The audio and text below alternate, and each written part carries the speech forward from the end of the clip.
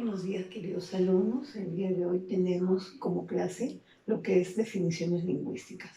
Como ustedes recordarán, en la clase anterior estuvimos hablando de los tipos de lenguaje, los tipos de comunicación y el proceso comunicativo. El día de hoy vamos a ver qué cosa es la lingüística, ¿no? Y podemos entender por el gráfico que la lingüística es aquella que se encarga del estudio del lenguaje articulado. Y cuando hablamos del lenguaje articulado, estamos hablando específicamente de un lenguaje que se da a nivel oral, ¿no? ¿Por qué? Porque es el empleo de fonemas, sonidos, que van a constituir unidades mayores como palabras con significados específicos que nos van a poder construir y comprender un mensaje. Como ustedes podrán apreciar en el gráfico, hay que completar ciertos aspectos para que este tenga un sentido o un concepto real. En la parte superior vemos un grupo de personas que están estableciendo un proceso comunicativo.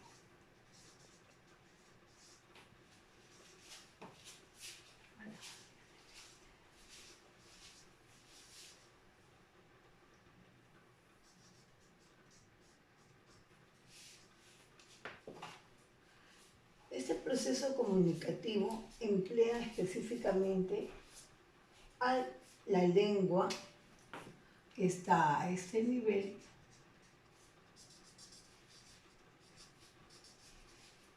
y al habla.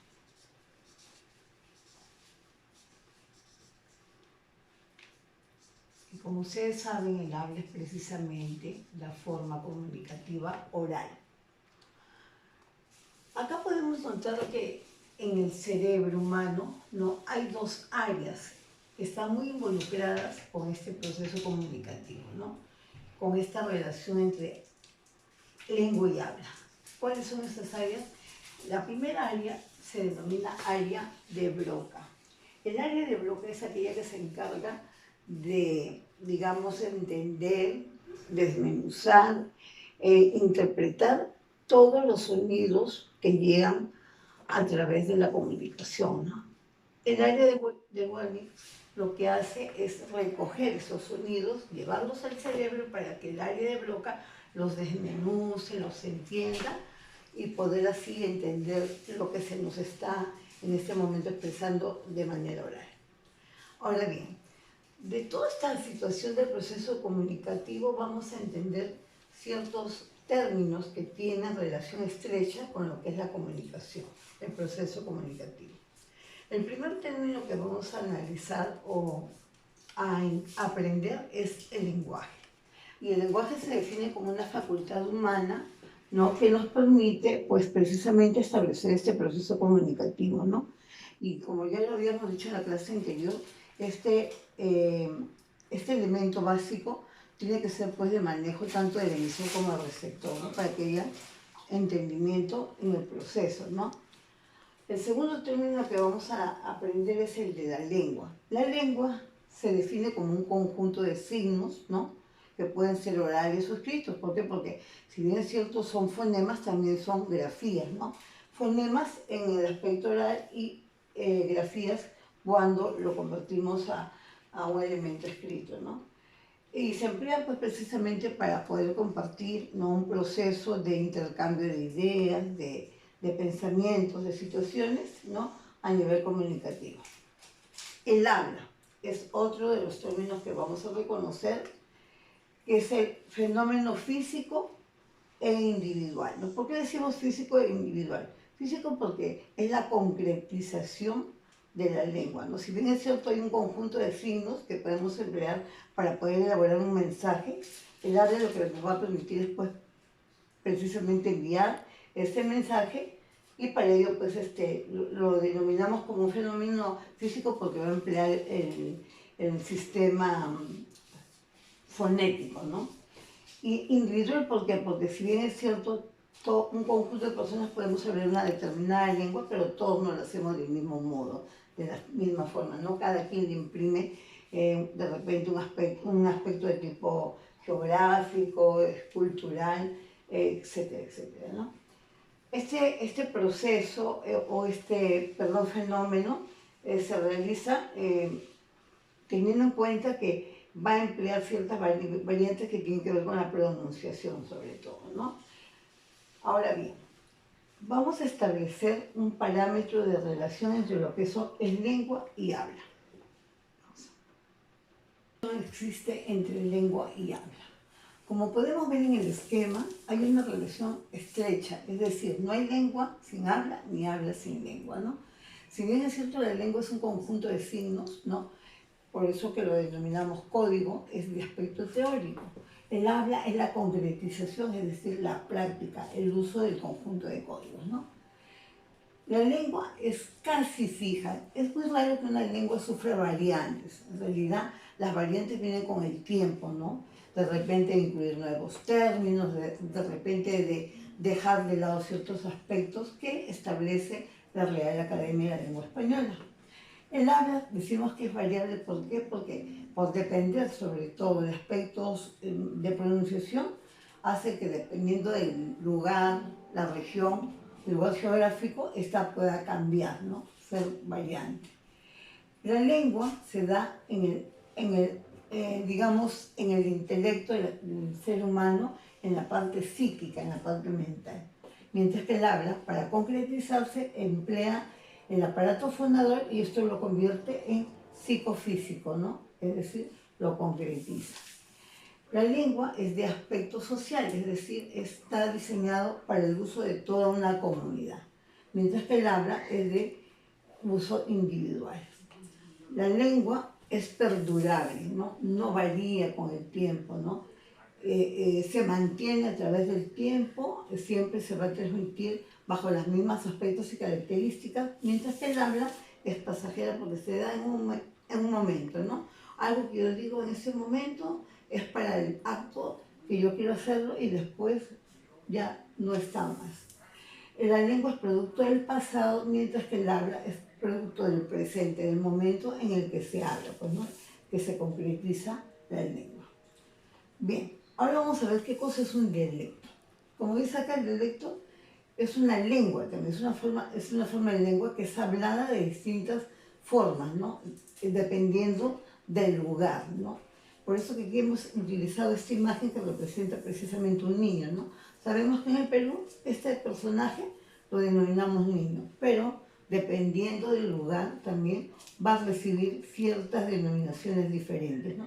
En Piura, por ejemplo, es de esta forma y en Ucayali es distinto, ¿no? Ahora, eso dentro de nuestro país, ¿no?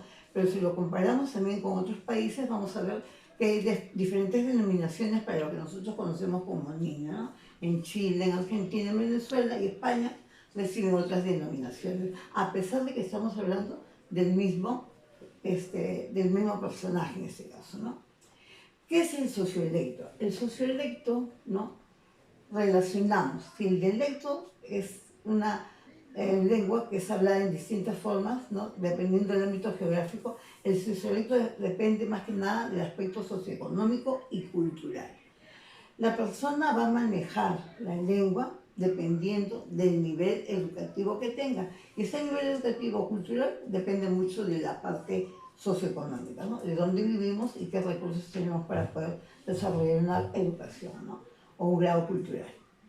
¿Qué cosa es la jerga? La jerga, como podemos verlo acá, se clasifica en dos aspectos, ¿no? La jerga profesional. Aquí llamamos jerga profesional a todo aquel vocabulario léxico que se maneja en cierto ámbito, ¿no? Por ejemplo, si hablamos del campo médico, las palabras diagnóstico, tratamiento, profilaxis son palabras precisamente que son consideradas jergas profesionales porque son propias de ese ámbito. Así también podríamos hablar del ámbito legal, ¿no? Los abogados manejan ciertos términos a nivel pues, del trabajo que hacen, ¿no?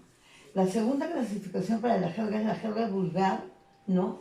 Que es la que se habla en el mundo del AMPA, ¿no? En el mundo del AMPA, en el mundo delictivo, ¿no? Como ustedes ven acá, son términos que se adoptan de manera impropia, ¿no? A mujer le dicen germa y a baño le dicen yoga, por ejemplo. Por último, vamos a ver los niveles de la lengua. De todo lo anteriormente visto, vamos a reconocer que la lengua, ¿no? Es hablada en diferentes niveles dependiendo de muchas situaciones y aspectos, ¿no? Hay tres tipos de nivel de lengua, ¿no? La superestándar, la estándar y la subestándar. ¿Cuál es el nivel superestándar? Es el nivel más culto, ¿no? El que se maneja sobre todo en el ámbito literario, en el ámbito filosófico, en el ámbito religioso, ¿no? Donde la lengua es manejada a la perfección, ¿no? Por ejemplo, que tenemos como ejemplo unos versos que fueron escritos por Gustavo Adolfo Bécquer, ¿no? Como dice acá, volverán las oscuras golondrinas en tu balcón sus nidos a colgar, y otra vez con el ala en tus cristales jugando llamarán. Esta es una forma representativa del nivel superestándar. El nivel estándar, ¿no? El nivel estándar se maneja de dos formas, ¿no? A través de la lengua culta y a través de la lengua coloquial, ¿no? El nivel estándar es una lengua, digamos, de nivel intermedio, ¿no? No muy rimbombante, no muy difícil, pero tampoco descuidada, ¿no? Tampoco simple, ¿no? En la lengua culta, como puede ser representada acá en la imagen, se emplea en el ámbito profesional, periodístico, ¿no? En el ámbito, digamos, cultural, ¿no? Donde empleamos términos, por ejemplo, expresiones como tuvo una aciaga experiencia. La palabra aciaga es un término no muy común dentro del uso, ¿no? Y, por ejemplo, en el otro ejemplo dice superarás tus tribulaciones. Tribulaciones es sinónimo de penas, ¿no? Pero muy poco utilizamos esta palabra, sobre todo cuando no se tiene el nivel de lengua culta, ¿no? El otro tipo de nivel que pertenece al estándar es la lengua coloquial o familiar, ¿no? Es el que comúnmente hablamos en casa, ¿no? Con familiaridad, con confianza, pues es una lengua que se comparte entre personas que diariamente nos relacionamos, ¿no? El ejemplo dice, Anita, la comida está buena, ¿no? Y el otro es disfrute el paseo. El nivel subestándar, ¿no? Es el nivel más bajo, ¿no? Del manejo de la lengua. Dice, la lengua tiene una serie de incorrecciones y vulgarismos, ¿no? Este nivel subestándar reconoce dos tipos de lengua. La lengua popular, que es la que se maneja con mayor frecuencia, ¿no? Empleando ciertos términos en cuanto a su significación, dándole un significado connotativo, ¿no? Las palabras tienen dos tipos de significados, denotativo y connotativo. El denotativo es el que encontramos universalmente en el diccionario, ¿no? Y el connotativo es el que le queremos asumir, ¿no? Pero este nivel maneja ciertas imprecisiones, ¿no? Por ejemplo, acá dice nadie vino a la fiesta, cuando lo correcto es decir nadie, pero hay muchas personas que confunden este término y lo emplean de esta manera impropia, ¿no? Y el otro ejemplo es de que es mosca, ¿no? ¿Qué es la mosca? La mosca todos conocemos que es un insecto a nuestro nivel de uso de la lengua, ¿no? Pero en este nivel popular, perdón, en la lengua popular lo emplean haciendo un plano comparativo, ¿no? Del insecto con la persona a la que le queremos asumir ciertas características, ¿no? Te crees mosca, te crees viva. ¿Por qué? Porque una mosca precisamente pues no se va a dejar atrapar fácilmente y va a emprender vuelo, ¿no? La lengua vulgar es la lengua de más bajo nivel, ¿no? ¿Por qué? Porque emplea vulgarismo, palabras soeces, ¿no? Improperios, ¿no? Dice acá, esa germa está rica, refiriéndose a una mujer de repente atractiva, ¿no?